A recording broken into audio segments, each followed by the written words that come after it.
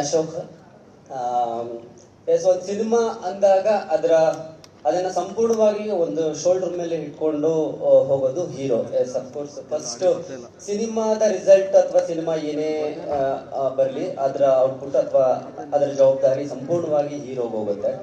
ಅದು ಫೇಲ್ ಆಗಲಿ ಸಕ್ಸಸ್ ಆಗಲಿ, ಬಟ್ ಸ್ಟಿಲ್ ಅದಕ್ಕಿಂತ ದೊಡ್ಡ ಜವಾಬ್ದಾರಿ ಡೈರೆಕ್ಟರ್ದು. ನೀವು ಎರಡು ಕೆಲಸನೂ ಬಹುಶಃ ನಿಮ್ಮ ಕರಿಯರ್ನ ಆರಂಭದ ದಿನಗಳಿಂದ ಮಾಡ್ಕೊಂಡು ಬಂದಿದ್ದೀರಿ. ಇವತ್ತು ಪ್ಯಾನ್ ಇಂಡಿಯಾ ಎಸ್ ಬಹಳ ದೊಡ್ಡ ಟ್ರೆಂಡ್. ಇಷ್ಟು ದೊಡ್ಡ ಸಿನಿಮಾ ಮಾಡುವಾಗ ಒಬ್ಬ ಹೀರೋ ಆಗಿ ಜೊತೆಗೆ ಒಬ್ಬ ನಿರ್ದೇಶಕರಾಗಿ ಎರಡನ್ನೂ ಯೋಚನೆ ಮಾಡಬೇಕಾಗತ್ತೆ. ನೀವು ಅಂದ್ರೆ behind the camera and in front of the camera. So ಅದು ಎಷ್ಟು ನಿಮಗೆ ಪ್ರೆಷರ್ ಅನ್ಸುತ್ತಾ, ಅಥವಾ ಏನ್ ಥಾಟ್ ಓಡ್ತಾ ಇರುತ್ತೆ ಶೆಟ್ರು ಒಬ್ಬ ನಟ ಮತ್ತು ನಿರ್ದೇಶಕರಾಗಿ ಎರಡೂ ಕೆಲಸವನ್ನ ಮಾಡುವಾಗ? ತುಂಬಾ ಯೋಚನೆ ಮಾಡಿದ್ರೆ ಈ ತರ ಸಿನಿಮಾ ಮಾಡಕ್ಕೆ ಆಗಲ್ಲ. ಸೊ ಜಾಸ್ತಿ ಯೋಚನೆ ಮಾಡಬಾರದು. ಯಾವತ್ತು ಈ ತರದ ಸಿನಿಮಾ ಅಥವಾ ಈ ತರದ ಸ್ಕೇಲ್ ಬರೀ ದುಡ್ಡಿನ ವಿಚಾರಕ್ಕೆ ಅಷ್ಟೇ ಅಲ್ಲ ನಾನು ಹೇಳ್ತಿರೋದು, ಕಥೆಯ ವಿಚಾರದಲ್ಲಿ ಆಗ್ಬೋದು, ಎಲ್ಲವೂ ಪ್ರೊಡಕ್ಷನ್ ಡಿಸೈನಿಂಗ್ ಹಿಡ್ಕೊಂಡು ಪ್ರತಿಯೊಂದು ಮಾಡಕ್ ಹೊರಟಾಗ ತಂಡ ತುಂಬಾ ಇಂಪಾರ್ಟೆಂಟ್ ಆಗುತ್ತೆ. ನಾನು ಆಗ್ಲೇ ಹೇಳಿದಾಗೆ ನನ್ನ ರೈಟರ್ಸ್ಗಳಾಗ್ಬೋದು,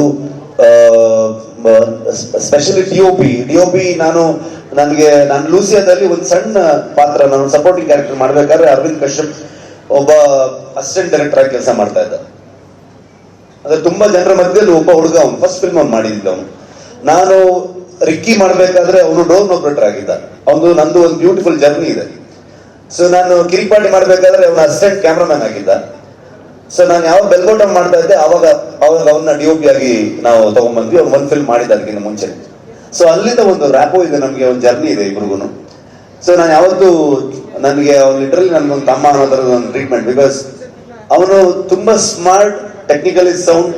ಮತ್ತೆ ನಾನೊಂದು ವಿಷಯವನ್ನ ಹೇಳಿದ್ರೆ, ನಾವು ಆಸ್ ಅ ರೈಟರ್ಸ್ ಎಲ್ಲ ಸೇರ್ಕೊಂಡು ಡಿಸ್ಕಸ್ ಮಾಡಿದ್ರೆ ಯಾವತ್ತೂ ಅದನ್ನ ನೆಕ್ಸ್ಟ್ ಲೆವೆಲ್ ತಗೊಂಡು ಹೋಗುವಂತ ಥಾಟಲ್ಲೇ ಹೋಗ್ತಾನೆ. ಆ ತರದ ಟೀಮ್ ಮೇಟ್ಸ್ ಇರೋದು ನನ್ನ ಜೊತೆಗೆ.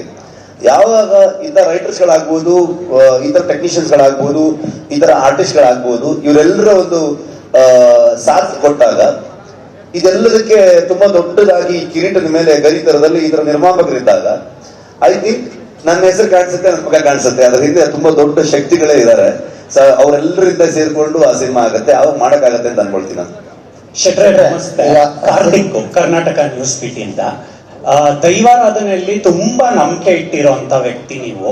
ಇತ್ತೀಚೆಗೆ ಆಗಿರುವಂತ ಅವಘಡಗಳ ಬಗ್ಗೆ ಏನ್ ಚಿಂತಿಸ್ತೀರಾ ನೀವು? ಅವಾಗ್ಲೇ ಅದಕ್ಕೆ ಉತ್ತರ ಕೊಟ್ಟಿದ್ದೀನಿ ಅಂತ ಅನ್ಕೊಳ್ತೀನಿ. ಆಗಿರುವಂತ ವಿಚಾರಗಳು, ಕೆಲವೊಂದು ನಮ್ಮ ಸಿನಿಮಾಗೆ ಸಂಬಂಧಪಟ್ಟಿರುವಂತ ವ್ಯಕ್ತಿಗಳು ಅವ್ರಿಗೆ ಆತರ ಆದಾಗ ತುಂಬಾ ಬೇಜಾರಾಗುವಂತ ವಿಚಾರ. ಅದನ್ನ ಮುಂದೆ ಒಂದು ಇಟ್ಕೊಂಡು ಅದನ್ನ ಶೋ ಆಫ್ ಮಾಡುವಂಥದ್ದು ಮತ್ತೊಂದು ಮಾಡುವಂಥದ್ದು ಇಲ್ಲ. ತುಂಬಾ ಬೇಜಾರಾಗುವಂಥದ್ದು, ತುಂಬಾ ಮಿಸ್ ಮಾಡ್ಕೊಳ್ತೀವಿ ಇವತ್ತು. ಆದ್ರೆ ಅದು ಹೇಗೆ ನರೇಟಿವ್ ಸೆಟ್ ಆಯ್ತು ಅಂತಂದ್ರೆ, ಅದು ಶೂಟಿಂಗ್ ಅಲ್ಲೇ ನಡೀತು ಅನ್ನೋ ತರದಲ್ಲೆಲ್ಲ ಸೆಟ್ ಆಯ್ತು. ಆಕ್ಚುಲಿ ಶೂಟಿಂಗ್ ಅಲ್ಲಿ ನಡೀದೇ ಇರೋ ಸಂದರ್ಭದಲ್ಲಿ ಆಗಿರುವಂಥದ್ದು. ಆದ್ರೆ ನಮ್ಮ ಲಾಸೇ ಕೂಡ. ಅದಕ್ಕೆ ನಾನು ಎಕ್ಸಾಂಪಲ್ ನಿಮ್ಗೆ ಆ ತರ ನರೇಟಿವ್ ಅನ್ನ ಎಕ್ಸಾಂಪಲ್ ಇಟ್ಕೊಂಡೆ ನಾನು ಅವಾಗ ಹೇಳಿದ್. ನನಗೆ ಅಂದ್ರೆ ಅವಘಡಗಳು, ಅಪಘಾತಗಳು ಇದನ್ನ ಒಂದ್ ರೀತಿ ಹೋಗ್ತಾ ಇದ್ರೆ ನಾನೇ ಏನಾಗ್ತಿದ್ದೆ ಅನ್ನೋದು ನಿಮ್ಗೆ ಅವಾಗಷ್ಟೇ ಹೇಳಿದೆ. ನಾನು ಅದರಿಂದ ಆಚೆಗೆ ಬಂದೆ, ಅದನ್ನ ಬದುಕಿ ಬಂದಿದ್ದೀನಿ ಅಂತಂದ್ರೆ, ಅಥವಾ ನನಗೇನು ಆಗಿಲ್ಲ, ಅಥವಾ ನನ್ನ ಇಡೀ ತಂಡದಲ್ಲಿ ಯಾರಿಗೂ ಏನು ಆಗದೆ ಎಲ್ಲರೂ ಇಷ್ಟು ಜನರು ಇಷ್ಟು ವರ್ಷ ಕೆಲಸ ಮಾಡ್ಬೇಕಾದ್ರೆ, ಸರ್ವೇ ಸಾಧಾರಣದಲ್ಲಿ ಈ ಒಂದ್ ಸಣ್ಣ ಫಂಕ್ಷನ್ ಮಾಡ್ತಿರ್ಬೇಕಾದ್ರೆ ಏನಾದ್ರೂ ಹೆಚ್ಚು ಕಮ್ಮಿ ಇರುತ್ತೆ. ಅಂತದ್ದು ಇರ್ಬೇಕಾದ್ರೆ ಈ 3 ವರ್ಷ ನಾವು ಕೆಲಸ ಮಾಡ್ಬೇಕಾದ್ರೆ ನಿಜವಾಗ್ಲೂ ಆ ದೈವ ಶಕ್ತಿ ನಮ್ ಹಿಂದೆ ನಿಂತು ನಮ್ ಇಡೀ ತಂಡವನ್ನ ಇಲ್ಲಿವರೆಗೂ ಮುನ್ನಡೆಸ್ಕೊಂಡು ಬಂದಿರ್ಲಿಲ್ಲ ಅಂದ್ರೆ ಖಂಡಿತವಾಗ್ಲೂ ಈ ಸಿನಿಮಾ ಕಂಪ್ಲೀಟ್ ಮಾಡಕ್ ಆಗ್ತಿರ್ಲಿಲ್ಲ.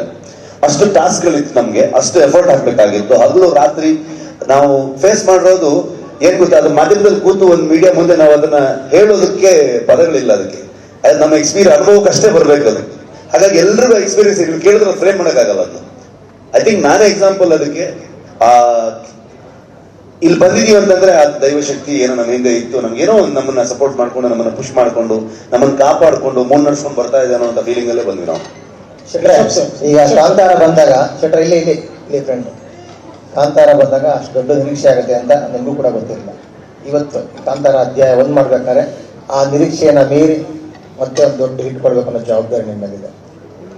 ಅದ್ ನಿಟ್ಟಿನಲ್ಲಿ ಯಾವ ರೀತಿ ಕೆಲಸ ತಯಾರಿ? ಮಗನ ನನ್ನ ಫಸ್ಟ್ ಪ್ರೆಸ್ ಮೀಟ್ ಇಂದ ನೋಡ್ತಾ ಇದ್ದೀರಾ, ಅವತ್ತಿಂದ ಹೇಳಿದ್ದು 2 ವಿಷಯ. ನಾನು ಎಕ್ಸೈಟ್ಮೆಂಟ್, ಎಕ್ಸ್ಪೆಕ್ಟೇಷನ್ ಎರಡೂ ಇರಲ್ಲ ನನಗೆ. ನನ್ನ ಕೆಲಸ, ಕಂಟೆಂಟ್,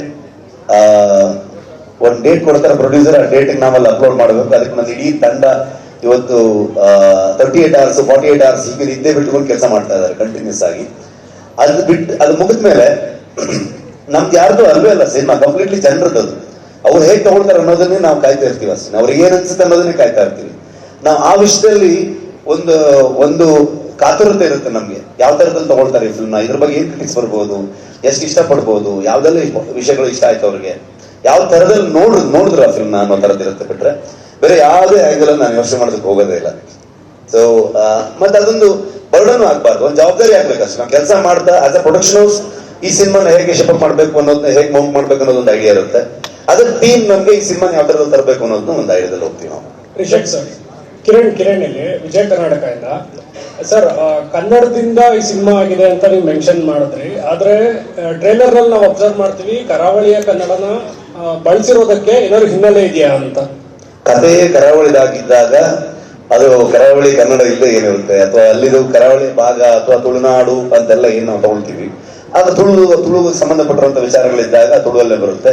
ಕರಾವಳಿ ಕನ್ನಡದ ಕಥೆ ಆಗಿರೋದ್ರಿಂದ ಅದು ಕರಾವಳಿ ಭಾಷೆಯಲ್ಲಿ ಇರುತ್ತೆ. ಅಂದ್ರೆ ಸಾವಿರಾರು ವರ್ಷಗಳ ಹಿಂದಿನ ಕಥೆ ಆಗಿರೋದ್ರಿಂದ ಕನ್ನಡ ಆಗು ಕೂಡ ಹಾಗೆ ಇತ್ತಾ, ಅಥವಾ ಅದಕ್ಕೆ ರೆಫರೆನ್ಸ್ ಇದೆಯಾ ಅಂತ?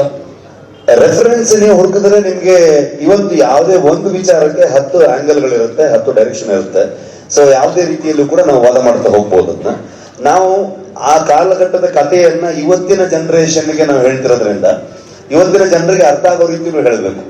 ಒಂದು ಥಾಟ್ ಇತ್ತು ನನಗೆ, ಕುಂದಾಪುರ ಕನ್ನಡದಲ್ಲಿ ಹೇಳಿದ್ರೆ ಹೆಂಗೆ ಹೇಳ್ತಾರೆ, ಅವಾಗ ಹೆಚ್ಚು ಜನರಿಗೆ ಅದು ಅರ್ಥ ಆಗದೆ ಹೋಗ್ಬೋದು, ಬರೀ ಕುಂದಾಪುರ ಭಾಗದವ್ರಿಗೆ ಅಥವಾ ಕುಂದಾಪುರ ಭಾಗದವ್ರ ಪರಿಚಯ ಇರೋರಿಗೆ ಅರ್ಥ ಆಗ್ಬೋದೇನೋ. ಸೊ ಹಾಗಾಗಿ ಏನ್ ಬೇಕಾದ್ರೂ ಹೇಳ್ಬೋದು. ಆದ್ರೆ ಇವತ್ತಿನ ಜನರೇಷನ್ಗೆ, ಇವತ್ತಿನ ಜನರಿಗೆ, ಇವತ್ತಿನ ಪ್ರೇಕ್ಷಕರಿಗೆ ಅದು ಅರ್ಥ ಮಾಡಿಸ್ಬೇಕು ಅಂತಂದಾಗ ಒಂದು ಸಿನಿಮಾಟಿಕ್ ಲಿಬರ್ಟಿಯನ್ನು ತಗೊಳ್ತೀವಿ ನಾವು, ಇಲ್ಲ ಅಂತಲ್ಲ. ಸೊ ಆ ನಿಟ್ಟಲ್ಲಿ ಹೋಗ್ತೀವಿ. ಮತ್ತೆ ಮಂಗಳೂರು ಕನ್ನಡ ಅಥವಾ ಕರಾವಳಿಯಲ್ಲಿ ಉಪಯೋಗಿಸುವಂತ ಕನ್ನಡ ಹೆಚ್ಚಿನ ಅಂಶವಾಗಿ ಅದು ಒಂದ್ ಸ್ವಲ್ಪ ಬುಕಿಶಾಗಿ ಒಂದು ಗ್ರಂಥ ಕನ್ನಡ ಅನ್ನೋ ತರದಲ್ಲೇ ಹೇಳ್ತೀವಿ ನಾವು. ಅಂದ್ರೆ ಓದ್ಬೇಕಾದ್ರೆ ಹೇಗಿರುತ್ತೆ, ನಾವು ಮಾತಾಡ್ಬೇಕಾದ್ರೂ ಅಷ್ಟು ಸ್ಪಷ್ಟವಾಗಿ ಅದನ್ನ ಬಿಡಿಸಿ ಮಾತಾಡ್ತಾರೆ ಅನ್ನುವಂಥದ್ದು. ಆ ಕಾರಣಕ್ಕೆ ಕನ್ನಡಕ್ಕೆ ಇಷ್ಟು ದೊಡ್ಡ ಹಿಸ್ಟ್ರಿ ಇರ್ಬೇಕಾದ್ರೆ ಆಗಿನ ಕಾಲದಲ್ಲೂ ಕೂಡ ಈ ತರದಲ್ಲಿ ಇರಬಹುದು ಅನ್ನುವಂಥದ್ದು. ಸೊ ಹಳೆಗನ್ನಡಗಳನ್ನ ರೆಫರೆನ್ಸ್ ಪಾಯಿಂಟ್ ಅಲ್ಲಿ ಇಟ್ಕೊಂಡು ಕೂಡ ಹೋಗ್ಬೋದು. ಅಂದ್ರೆ ಬೇರೆ ಭಾಷೆಗಳಿಗೂ ಡಬ್ ಆಗಿರೋದ್ರಿಂದ ಅಲ್ಲಿಯ ಪರ್ಟಿಕ್ಯುಲರ್ ಯಾವ್ದಾದ್ರು ಭಾಷೆಗಳನ್ನ ಅಥವಾ ಲ್ಯಾಂಗ್ವೇಜ್ ನ ಬಳಸಿರೋ. ಕಳೆದ ಬಾರಿಯೂ ಕೂಡ ಎಲ್ಲಾ ದೈವದ ನುಡಿಗಳಾಗ್ಬೋದು, ತುಳುವಲ್ಲಿ ಬಂದಂತ ಎಲ್ಲಾ ವಿಚಾರಗಳಾಗ್ಬೋದು, ಅಥವಾ ಜನಪದ ಹಾಡುಗಳಾಗ್ಬೋದು, ಎಲ್ಲವೂ ತುಳುವಲ್ಲೇ ಇತ್ತು, ಇವತ್ತಿಗೂ ತುಳುವಲ್ಲೇ ಇರುತ್ತೆ.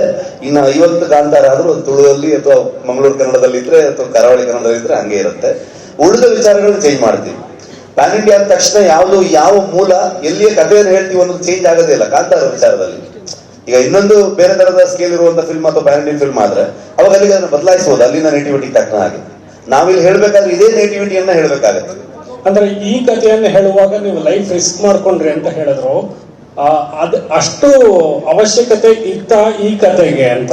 ಅಲ್ಲ, ಲೈಫ್ ಯಾವತ್ತೂ ರಿಸ್ಕ್ ಅಲ್ಲಿ ಇರುತ್ತೆ. ಲೈಫ್ ಯಾವತ್ತೂ ರಿಸ್ಕ್ ಅಲ್ಲಿ ಇರುತ್ತೆ. ನಾವ್ ಯಾವತ್ತೂ ಶಾಶ್ವತ ಅಲ್ಲ. ಆದ್ರೆ ಒಂದು ಸಿನಿಮಾದ ಬಗ್ಗೆ ಒಂದು ನರೇಟಿವ್ ಸೆಟ್ ಆಯ್ತಲ್ಲ, ಆ ಪಾಯಿಂಟ್ ಅಲ್ಲಿ ಹೇಳ್ಬೇಕಾದ್ರೆ ನಾನು ಹೇಳಿದ್ದೆ ಅದನ್ನ. ಸರ್ ರಿಷಬ್ ಶೆಟ್ರೆ, ಕೇಶವ ಮೂರ್ತಿ ಇಲ್ಲ, ಒಬ್ಬರಾದ್ಮೇಲೆ ಒಬ್ರು. ಎಸ್, ಇಲ್ಲಿ